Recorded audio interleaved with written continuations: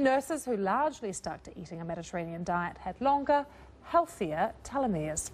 Well, with me now in the studio to talk about the benefits of the Mediterranean diet, I have JeannetteHyde, who is a nutritional therapist. We're not going to get into the exact science of these telomeres, Jeannette, but you're probably not surprised to hear that once again the Mediterranean diet is the way we should be eating. There are so many reasons to eat a Mediterranean diet, and there have, as you've just said, been floods of information about this in the last few years.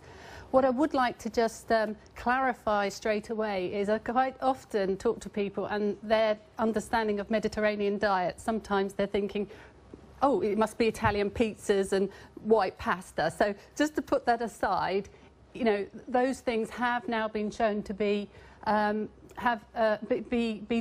difficult in the diet. So at the moment, there's more and more research coming out showing us that white refined carbohydrates, that's things like white pasta, which turn to sugar quickly in the body, and also sugar are the big culprits that are not good for our longevity, for heart disease, for you know, diabetes, cancer, all the rest of it. So it's really interesting that we're getting to a point where there's just more and more about this Mediterranean diet, which, as you touched on, is a rainbow of fresh vegetables, fruit. It's good quality meats. It's not the factory farmed processed stuff. You know, when it's a true Mediterranean diet, it's often wild meats. It's oily fish that we know is anti-inflammatory. It's the nuts, the seeds, the olive oil. So if you can just sort of upgrade your diet every day by thinking, handful of nuts here, bit of olive oil there, you're already sort of doing lots of the good work. So how do you sort of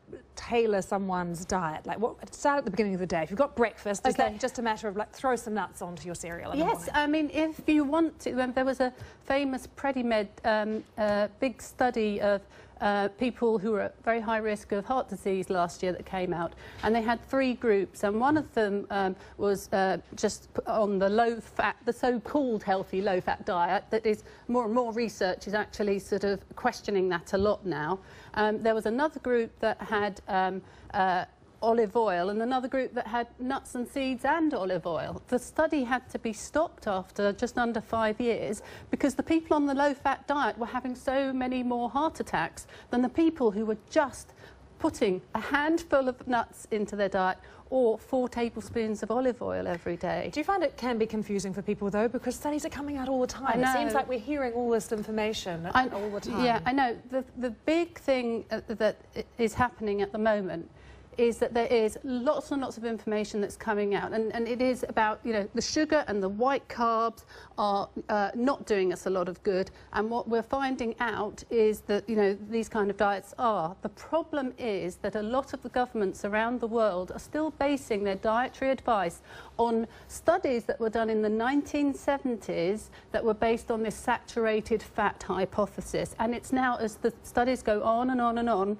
we're finding out that actually it's fine to eat eggs. It's, you know, saturated fat is not the issue. You know, red meat is fine as long as it's not the factory farmed or the cured type. Okay. But the main thing is, don't eat processed food. Olive oil, nuts, fresh fish, vegetables, fruit, we've got it. Jeannette, thank you very much.